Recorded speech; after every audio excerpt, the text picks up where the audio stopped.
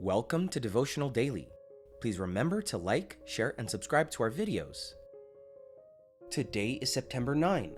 Our title is The Pharisee and the Publican, Part 2. The Pharisee stood and prayed thus with himself, God, I thank you that I am not like other men, extortioners, unjust, adulterers, or even as this tax collector. Luke 18, verse 11. What is the essence of the Pharisee's prayer? He prays to himself and about himself. He compares himself with the worst and then goes on to list his virtues. Besides claiming to be better than others, first he talks about his negative identity, what he is not. Then he lists his acts of righteousness. I fast twice a week. I give tithes of all that I possess. Have you ever heard a prayer like this? Or worse, have you ever made a prayer like this? Have you ever heard sermons like this? Have you seen pamphlets like this, based on human arrogance of goodness? Such testimonies only reveal two interconnected fundamental misunderstandings: a misunderstanding about God and a consequent misunderstanding about oneself, and we never have one without simultaneously manifesting the other.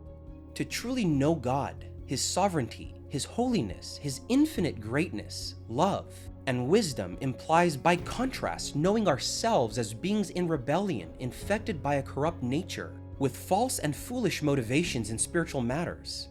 The parable involves relevant issues for today's Christians.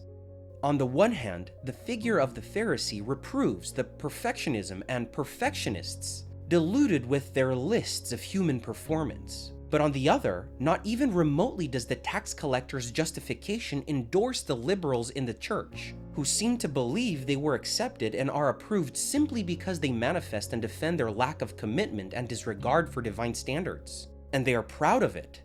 They also err by not knowing God, and consequently, themselves. Modern tax collectors suffer from the same disease as the Pharisees. They also trust in their type of righteousness.